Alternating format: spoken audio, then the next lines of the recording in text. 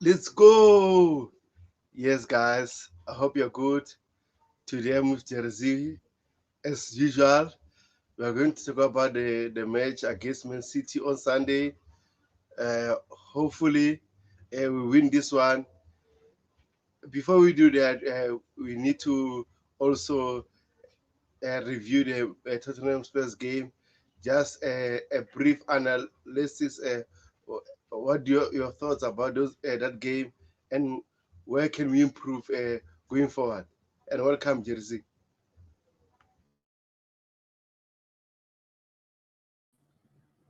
Yes, good evening, my mate. Thanks for having me. I hope you're having good evening. So, if you want the to go back and review quickly the Tottenham Chelsea game, so I have different opinion than most of the people. I think we played well, and I know this won't be a very popular consensus, right? And with well, I mean that it's not as bad as people make it out of it. Even when I was watching the live game and when I watched two times on the replay, you know. Uh, okay, let's recap. So when the game started, there is no doubt that Tottenham Hotspur were the better side to start the game, right? The way they were able to penetrate the midfield with their movement, with their speed, with the high line, it was difficult for us to cope. There is no doubt about that one. So we most of our midfield defense were caught off guard, right? And in the 6 minute or what 7 minute, I believe, when we considered the goal, an unlucky goal, I would say, right? That's an unlucky goal. So and that I think, in my opinion, made the morale, the confidence very down. And then Tottenham further dictated the tempo, and we were unable to come back until almost 14-15 minutes after the offside goal was ruled of Son. So I think which the feedbacks that I have seen, most of the people have seen Tottenham playing with such a high tempo, right? And kind of dominated us with the possession, the high line, the movement, and our defense midfield were not able to cope with that. So they probably made a conclusion watching the first 15 minutes that they had this feeling, I would say. Because if you talk footballing, I'm not saying Chelsea like were better side, but it's not that Tottenham were really better than us, apart from the first 15 minutes. And let me explain why. As I said, because they were so good, Sun's offside goal was ruled. So people had this feeling we were lucky, right? Because but it's an offside goal. Come on. Let me remind the viewers, if you recall the first game on 13 August 2023 against Liverpool, Liverpool, I think, were even better than Chelsea. Were better than, sorry, Chelsea were better eventually. I mean, Liverpool were better than Tottenham in the first 25-30 minutes of that game, if you remember. And then we came back and we dominated, right? In the first 25-30 minutes, Liverpool scored a goal, and also, same like the Tottenham game, where Son's goal was ruled offside. If you remember, Salah scored in the game. You remember, right? And his goal was also ruled out. But because Liverpool was with 11 men the whole game, and after 30th minute up till the 90th minute, I think everyone agrees with that Chelsea were the better side. In fact, we were unlucky to win against Liverpool. But now, why people are confused, because they see the 15 minutes. And as I explained, similar stuff happened against Liverpool, right? Right? In my opinion, Liverpool were much deadly. They could have scored 3-4 goals in those 20-25 minutes in the first game. But we came back, we dominated, we equalized. Again, our goal was also offside. I think Ben Chilwell's goal, right? And second half, we've completely dominated them. Now, why people are making this narrative that it's like that, because first 15 minutes, no doubt, Tottenham were the better side, and then 33rd minute, Romero's red card, and 50th minute, 55th, 56th minute, I don't sorry recall the exact time, Udogi got the second red card. So they eventually were playing with 10 men from 33rd minute, and from the second half, 50th minute, 6 minute, they were playing with 9 men. So of course, a common man or even a Chelsea fan or critic would think that because they had a great start, their son's goal was ruled out because of the offside. They were playing with 9 men, and because they were in the game up till the 90th minute, it was 2-1, and they were kind of dominating. So now let me explain you technically and tactically. So first 15 minutes, as I said, no, yes, they were better, and it's not a big deal. We should have done better, or maybe it got the nerves after considering the early goal. But if you see, or anyone can go and see the game, not the highlights, the entire game, from 15 minute up till the 33rd minute, roughly around that, maybe 16, 17 minute up till the 33rd minute, we were the better side. We were the better side in terms of dominating the midfield. We started dominating the game. We were comfortable in the midfield. You see, Tottenham did not create any single chance. In 11v11, I'm talking 11v11, because people were so shaky. Generally, people are like more touchy-feely, and their emotions, when you analyze a game, you should not be emotional. You can be passionate like we are, but you should never be emotional. If you're emotional, you have some narrative, you have a feeling, and then you conclude. If you see the game from 16 till 33rd minute, as I said, probably the fifth time in this stream, because I want to focus on it, we were the better side. Tottenham didn't create any single chance. We started dominating the midfield. We created ample of opportunities. I think around 3 chances. Right? We were offside. We could have scored. There was another opportunity of Jackson and Reece James cross. We could have scored. Eventually, Caicedo also scored. It was ruled offside. Right? All of that was 11v11. So, hello, critics, where are you? Why are you forgetting the period? From all of this period, we are better than them. And then Romero got the red card. And if Romero got the red card and Udugi got the red card, it's not that we were lucky. It was legitimate red. We were dominating them from 15 to 33rd minute, and they couldn't handle the nerves, or they bottled it, or they couldn't handle the occasion. It's a part of sport, right? You can never say that we were lucky that they got red card. It's a law. They broke the law and they were punished for that. And now to just conclude, because now we have to talk about the next game in detail. Why people think then? Because as I explained to you, they already had this in mind that Tottenham started better. And then when they went to 10 men, 9 men, we couldn't score. The only criticism, question mark, is that why we didn't hurt them so early. Up till the 90 minute, the game was in the balance. And I agree with that. But we were comfortable for most of the times. In the end of the first half, we had ample of opportunities. Again, it comes back to the situation that we are not clinical. We are lacking in confidence. We are not able to take our chances. 11 men, 10 men, 9 men, 8 men, it will be the same. People think in 9 men, we'll start going score like this. No. Okay, and now we go to the second half. Second half, when Udugi also got the red. First of all, someone said very good I think in CSB Sports or CNBC Sports, one of them, because I always try to check all the analysts and what they say and try to take notes and analyze. So I forgot one of these American sporting channels. They said that when Tottenham went to 9 men, and I agree, because I already made this observation. Then Chelsea had more problem.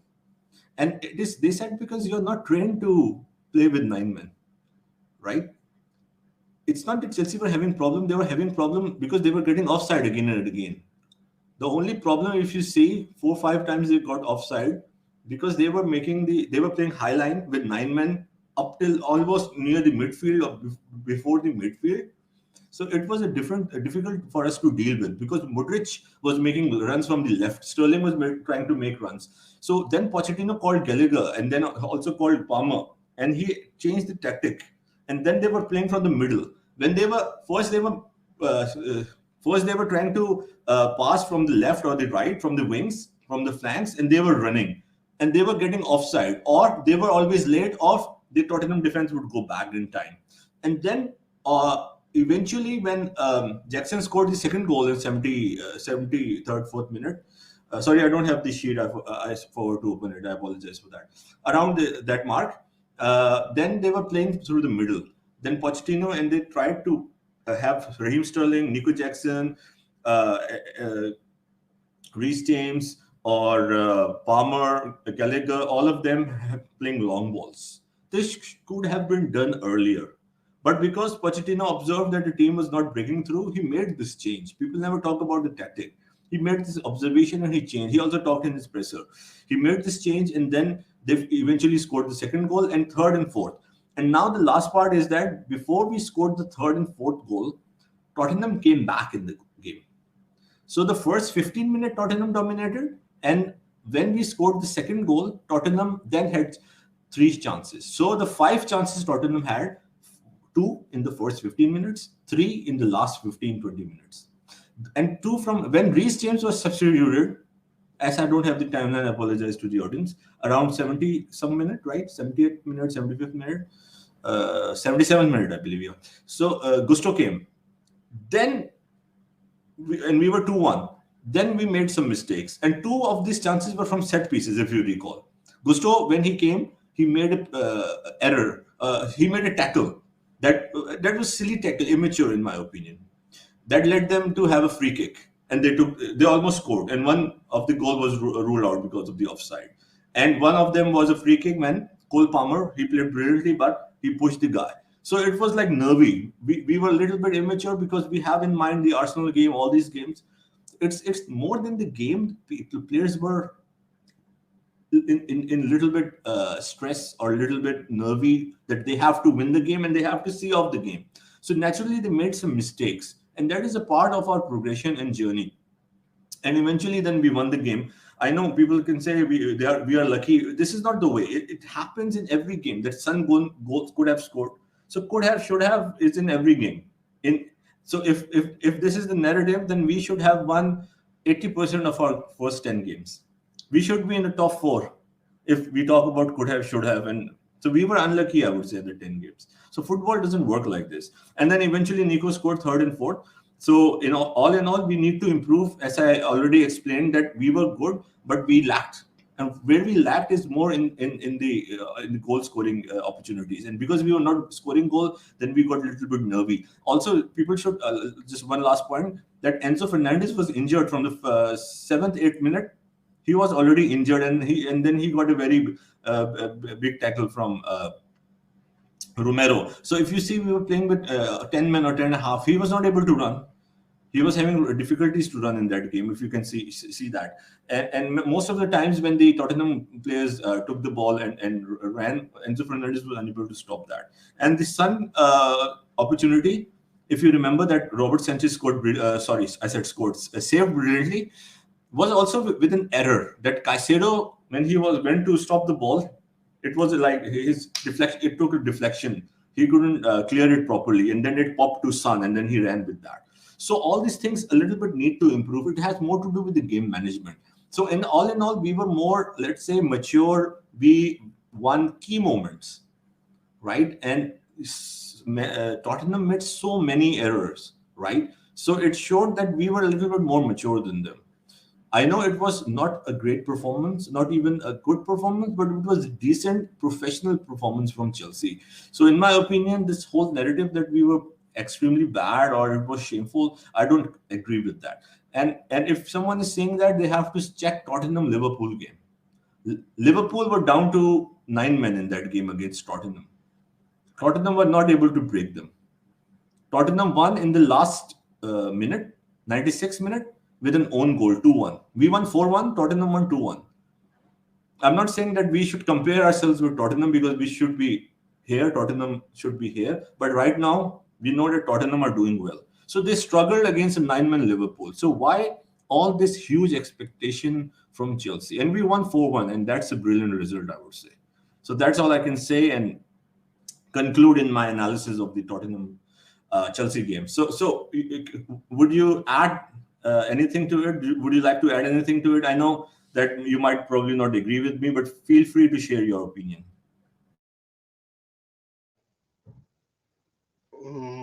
My opinion is this: like as I said before, the issue at the moment, we are not clinically, because as soon as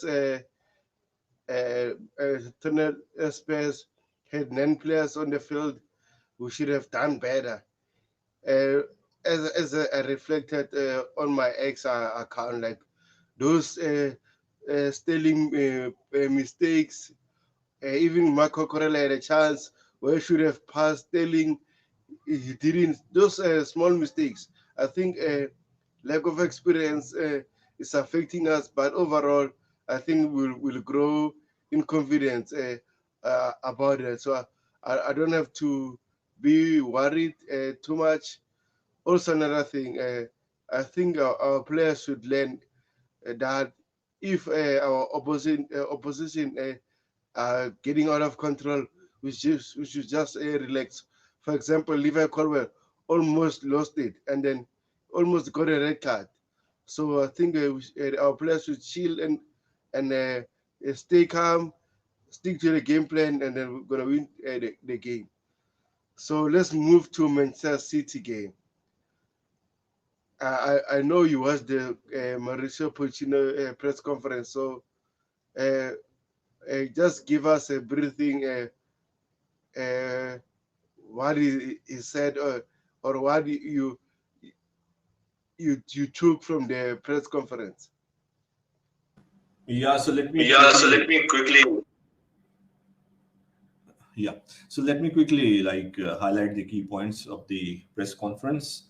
It was mostly it appeared to me that it was although it was about Chelsea City game, and the conference was with Mauricio Pochettino, who is the Chelsea manager, but it appeared that there were more questions about Manchester City. So the journalists asked many questions about Man City. That they asked do you think that it is a good thing that Manchester City is? I'm paraphrasing. I'm not reading the exact abstract or the exact words. So I'm paraphrasing what they asked. So is it a good thing that they are like dominating for a while? So Pochettino said, I don't know if it's a good thing or bad, but we must give credit to them because they deserve it and if they are there for a reason. And then they asked them again about Manchester City, that what do you think about how can someone challenge them, what is the criteria, like how can we go about facing them, and eventually like any team can go and beat them and win the title. So he said that we are confident in our philosophy, in our plan, and of course he didn't say, I think he should be also more clear and the journalist should also be clear. So Pochettino basically said that we will try our best and we will compete and win the league and we will eventually beat Manchester City. But of course everyone knows that it's not in this season. So maybe he could have given more clarity. Of course, we know it will take two season, 3 season if we eventually go there and get there. And he was also like asked about Pep Guardiola and all that. So he was of course telling that he is one of the best coaches, and he was telling that Manchester City's club from top to bottom is great, very professional, and that's why they are there. So it was like many questions about Man City, which I didn't understand anyhow. And they asked them, is Chelsea underdog going into this game? Which is obvious at this moment. We understand that. And Pochettino anyhow, of course, as a professional, said that no, Chelsea is Chelsea. And whenever we go and play anyone, no matter where we are, we believe in ourselves because we have a strong history and we are strong and we have a winning mentality and history. So it was like going in circles there. And now to the key points you can say, or some important points, was Nkunku. He was asked about the injury, which all of us want to know when he's coming back. And he joked that he said that he asked Nkunku about the injury a few days or a week ago, and he said that he will be available for the Newcastle game. And then he said he asked Nkunku yesterday again, and to which Nkunku said, So he was kidding. So he was like, I said, Nkunku, you are a liar. And then he said, no, it's a joke. So maybe like he was telling him like that, or so what he means to the press that no, Nkunku will hopefully be available soon and he will start training now. And he also mentioned about Lavia, that Lavia will be back soon, and that Lavia and Nkunku trained this week on their own, and from next week they will join the training with the team. So it clearly indicates that they will be back. And of course, it's a common sense that some people are asking, like, will they be a part of Newcastle? Who knows? Probably, I will say. If not Newcastle, then surely against Brighton. But naturally, they will take 2-3 games, especially Nkunku will take 2-3 games playing as a sub, or if starting, will play 45, 60 minutes. It depends. So, of course, 2-3 games at least it will take him to get match fit and start playing. So, but he's coming back, and that's like delicious, I would say. That is delicious that Nkunku is coming back. And I've explained in your stream before that how important he is, how instrumental he is. He will be. if he remains fit. Reece James and Nkunku, in my opinion. Some people would disagree, but of course, I have my own way to analyze. I have my own way to think. I just don't follow the trend, as you know. I know Enzo Fernandez is a great player, has great potential, and Cole Palmer is playing amazing and could be one of the best players. But if you have to ask me right now, in this very second, I will say the two best players are Reece James and Nkunku. They are head and shoulders above everyone. So if Reece James will remain fit, hopefully, let's all pray for him, and Nkunku, then there's no doubt that we'll finish in the top four or top five at least. We need these two players. They will make the difference. So that is the summary of the press conference.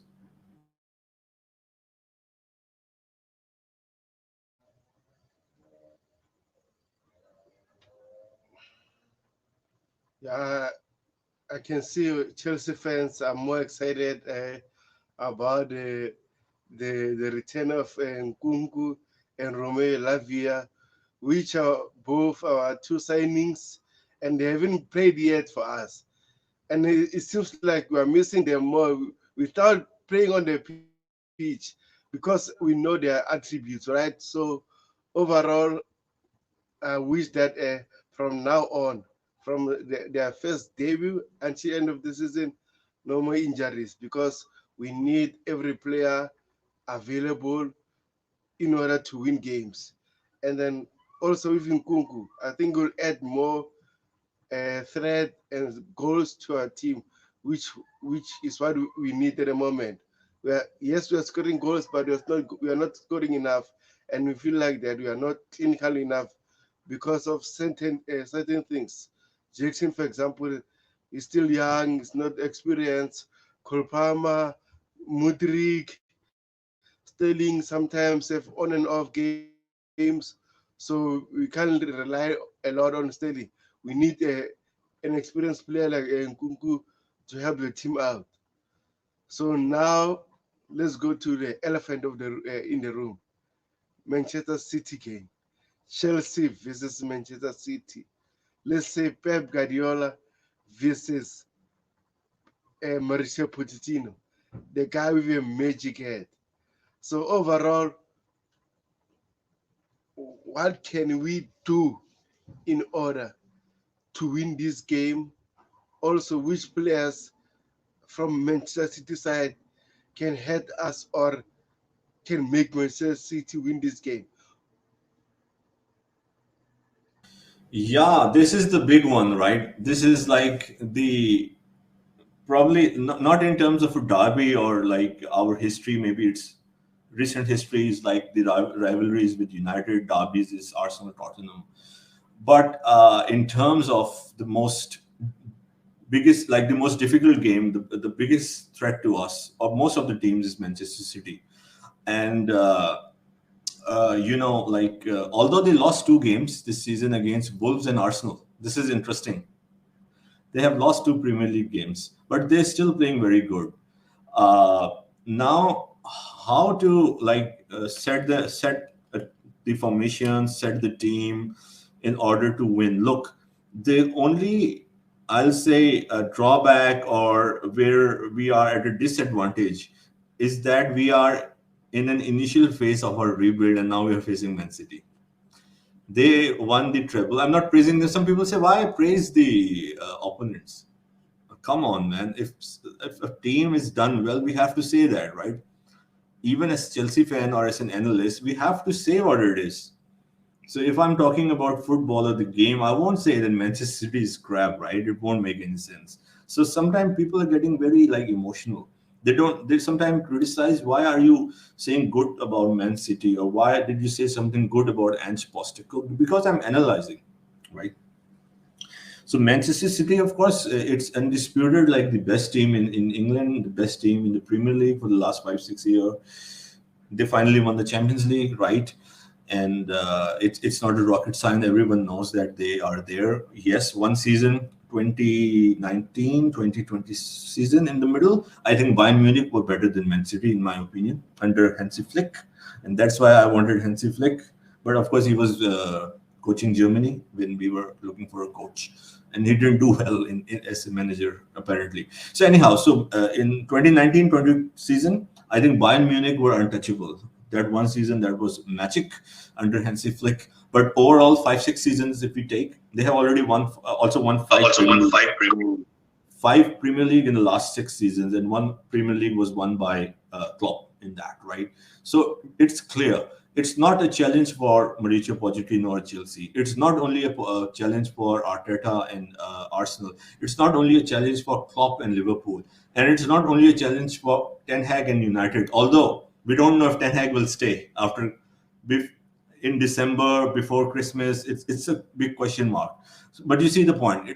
All the big clubs that I mentioned and the managers who are here, who will be here, it is the same challenge for them.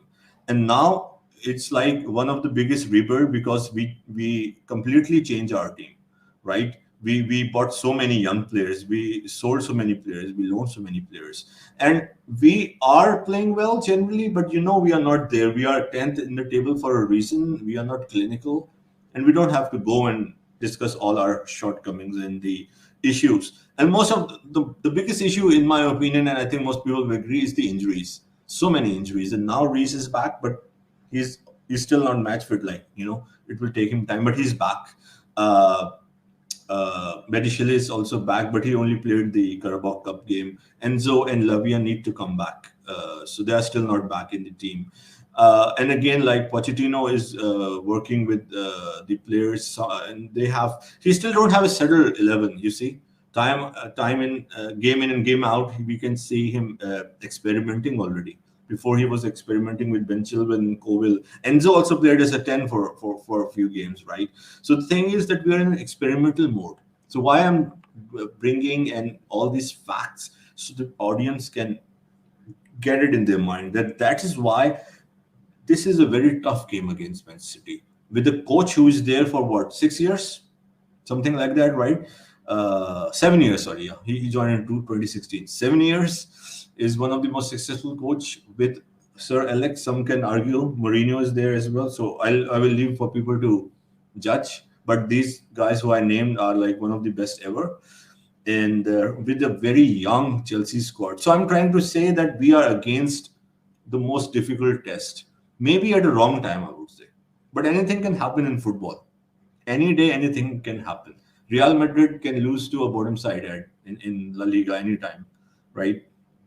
Any team can defeat. What I'm trying to say that we are not a team who is in a relegation. Some people might say stuff like that, but of course, they are not making sense. We are good enough. We are already good enough, but we are in a major rebuild. We still don't have a good, a clear identity. Although our midfield with Gallagher, Enzo, and Caicedo, they have worked together. The midfield has worked well together with Levi Colwill and Silva as well. So now I was trying to say that people should understand. I'm trying to talk as an analyst and also as a Chelsea fan to say that, look, even if we lose, it's a default in this game. Anything we achieve more than a defeat is a win. A draw is a win, in my opinion, and a win is a miracle. I'm just talking as an analyst right now, right? Honestly. So we have to, because every time a game happens and finish and people have all these narratives, so I want them to look into the game in a realistic way. And anyhow, I'm not being negative. I'm not saying there is no chance, but we all know we have to be realistic. It will be a very tough game, right? So how do we win it? Of course, like with Man City, the teams that have won, like we have to see, it's Liverpool in the past. Even Liverpool defend against Man City. In only one game, Klopp was playing a high line. They also defend in most of the times. Manchester United always defend. Arsenal were also defending, and they were very I won't say lucky. They played better in the game this season, right? But the thing is that first of all, you need to be, people might disagree because I was also talking to you behind the scenes, that first of all, in this game, we need to make sure the defense is in order and the midfield. Our back line, we need to make sure, because if we make any mistake in the tactics, in the formation, if they take an advantage early on, that this could be a very bad night, and we don't want them to hurt us like 3 or 4 nil, right, or 5 nil. So as a coach, I think first thing would be to make sure that we don't concede. I mean, as much as I like progressive football, attacking football, and which Pochettino plays as well. In his Tottenham days, he would play an attacking football with Klopp and Guardiola. But I think in this game, so in my opinion, because when I already analyzed the components, the challenges, where we are, and how to take on Manchester City, how even Tuchel, won the games, and Inter Milan also challenged them. Some other games with even Manchester United under Ole, they were defending deep. They were really defending. I'm not saying like pass the bus. This is another thing. I'm not saying Diego Simeone's type of a defense. So what I'm saying is that I think we should play, and you know what I'm trying to say, with the back three in this one, because we need to. Although it would be a defensive strategy, but I think the way we set it up in the start against Liverpool, we should go back with the back three, because we don't want to concede in this game. We don't really want to concede in this game, because if we concede and they score two, it's over. I'm sorry to say that it will be very difficult, because we are not scoring goals. This is a problem right now. So I would prefer. I could be wrong, but because you asked me what should be done to win this game, or to get a good result, that is a draw, in my opinion, is to play a 3-4-3 or 3-4-2-1, whatever like you want to, 3-4-3, and if you set it up as a 3-4-2-1. So my lineup would be interesting, I would say, because I don't know if many people would go with this. So back three would be Gusto, right back. Anyhow, it's a back three, so you know how it works. So Gusto, Silva, and Covil. Back three, and the middle, the four midfield is Reece James, Conor Gallagher, Moises Caicedo, and Enzo Fernandez, who is apparently fit for this game. So if he starts, if he's fit enough, then Enzo. If he's not, then maybe Leslie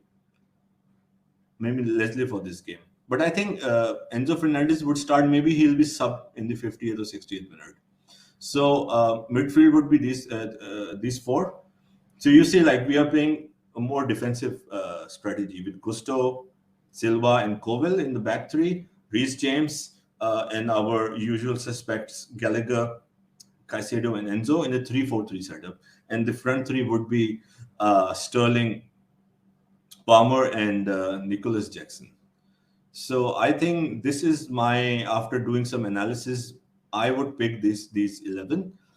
The only question could be Modric, but I think it will be a big risk to play against Manchester City. Why? Because if we are playing with this formation, I know it could work with Modric playing there on the counter, but Modric could often lose the ball, and that would be like detrimental.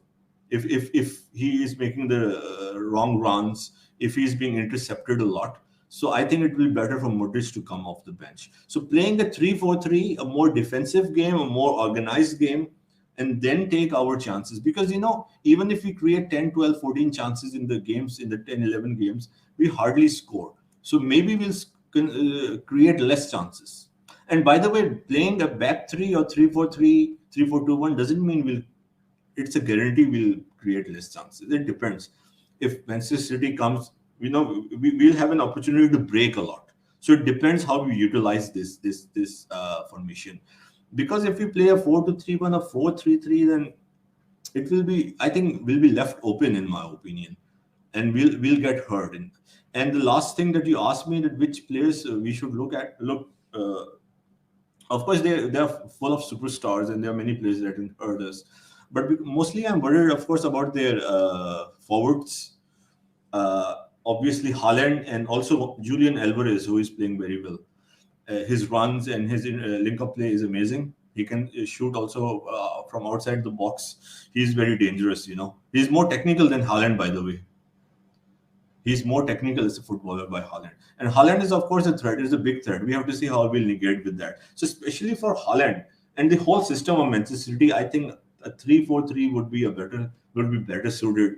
Kyle Walker, of course, their defender. So we have to see. I think we have to play a very cautious game. We have to take our time to get back, to get in the game, to build the confidence, the momentum. We don't have to go and be expensive, as we do many times, which Tottenham did to us last time. It will hurt us. So, of course, Pochettino can change the tactic in the game. It depends. Can go back, could change, shuffle it to a 4-4-2. If we take a lead, maybe he thinks that we for some substitution, he can always change that. But because as he did in the Liverpool game, we went to a 4-2-3-1 in the second half, but we started with a 3-4-3. So yeah, not at all. Let me conclude. I'm saying that we don't have a chance or looking down at our players. You know that I'm so positive, and I already think we can, in this season, finish in the top four. But at this time, on 12th November 2023, with so many injuries and still players have to come back, we still have to integrate. All I'm saying is a big test. We have to be realistic. We have to play a really good defensive game. We have to avoid the mistakes. We have to take our chance. Win 1-0, I'll say. You see the point? Win 1-0. This is the best possibility to beat Manchester City. Or 2-1. You know what I'm trying to say? I don't see us scoring more than 2 goals at most if we are lucky. So if we are expensive, then it will only hurt us. So personally, of course, I would want to win every game, but I will take a draw for this one. I will take a draw, but I'll definitely celebrate the win all day, all night long. So I know you probably won't agree with this because we were talking off camera, before the show about my strategy a little bit. But anyhow, we have our own perspectives, and I explained at least why I want to go with this strategy. So please conclude this topic in this video with your analysis and your thoughts on the Chelsea Man City game, your formation, your starting lineup, and how do you think we can break them and win this game, and your final thoughts, prediction, and how do you see the game rolling and playing out. Yeah, man, that's very interesting from you. So anyway, we, we are obliged to have different opinions, right? So I don't want to discourage your opinion because that's how you see the game, or what we should do in terms of a gameplay. So before adding my starting lineup, from example, as you mentioned, I don't see Malo Costa playing as a right center back. Maybe Disasi will play there, even though uh, he's been sloppy sometimes. But in terms of playing a French league, he knows Jeremy Doku. Maybe will be a win-win situation for us if you play your formation, right? So, but my starting lineup I'm going to play 4-3-3. Usual suspect, as I said before. Robert Sanchez, Marco Corella as a left back, Rich James right back, Levi Colwell left center back, Thiago Silva right center back. Uh, I like Disasi. I'm one of his biggest fan, but he's been sloppy, and then we don't need to be sloppy against Manchester City. Double pivot, Enzo Fernandez, Moses Caicedo, and not double pivot, the three midfielders, Caicedo, Enzo, Conor Gallagher, front three. Just keep the same thing against Tottenham, Sterling, Nicholas Jackson, and Palmer. I know we love Mudrik to start, but again, I don't think Mauricio Pochettino might do that, but we'll never know. We are not into his mind. Maybe he's thinking about something different. So this is my lineup, and then, man, I don't know about the score prediction because this game is very tough. We need to be focused, spot on, have a solid game plan. As I said, no mistakes from our defense, and be clinical. So my game plan, my score prediction will be 2-1 Chelsea, because at the end of the day, I want my team to win. No matter how Manchester City perform and do, this is my club. I won't say Manchester City win or draw and stuff. I want my team to win always. This is the standard I'm setting as a Chelsea fan. So hopefully we win on Sunday, and then we'll be over the moon. Absolutely, same here. Of Absolutely, course, same here. I would love us to win, and we can win. As an analyst, I was just trying to make this case that it's a difficult game, so we have to be realistic. Of course, we can win. As you said, we have to play a very good game, a very near perfect game, and we don't have to make errors, especially with the goalkeeping and the defense. And it will be interesting to see. So you go with the 4-3-3. So let's see. Of course, there are different permutations that he can use. I was just a little bit, you can say, concerned if we go with this formation, that there are more chances that they can score. And for the prediction, it's difficult because I usually give predictions and very open about that, because now we are not settled yet, so it's very difficult to get to see which version of Chelsea will show up. So I think like it will be okay. Let me be open, my positive Chelsea fan antenna. So I think it will be either, I'll give two options. A 1-0 win for Chelsea or a 1-1 draw. And Everyone, and all the friends and the dear viewers who are watching and enjoying the show, please don't forget to subscribe the show, The Coolest Chels. We are working a lot behind the scenes and trying to grow and produce more quality videos. Don't forget to subscribe, share this content and the channel with all your family and friends on the social media. Like the video, and thank you so much, and keep the notification on. And Tubahel, thank you so much for having me. It's always a pleasure. you're most welcome, my friend. As Jerzy said, please like the video, subscribe to the channel, uh, make sure the notification bell is always on. Also, share this video to your friends and family, and let's be positive, Chelsea fans. Uh, let's support the team, let's support the players, let's support Mauricio Pochettino. I know this is a process, or a progress. It's up to you how you name it, but we need to be patient. And then no matter the outcome will be on Sunday, we need to stick as a fan base, as players, to be a family.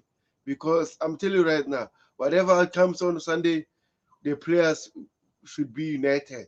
So it's a learning curve from them. So overall, uh, please comment, tell us what do you think about my lineup, my score prediction, also Jeresy's lineup and score prediction. Uh, what can you add from what we said on the stream? So guys, it's been a pleasure. Up the chairs.